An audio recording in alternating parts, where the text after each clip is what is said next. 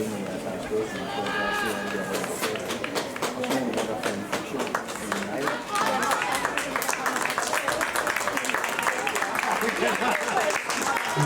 bilfinalen på kvindernes 200 meter her.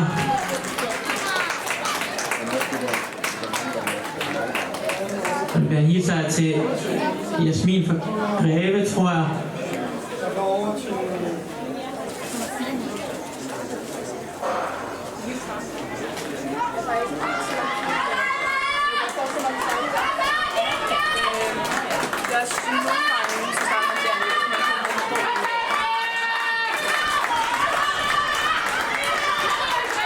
Ja, Victoria Bindslev fra Sparta, der fører her foran Musolkemann Andrea og Elise fra KF. Men også Misha fra KF, altså meget tæt opgør om anden og tredje pladsen.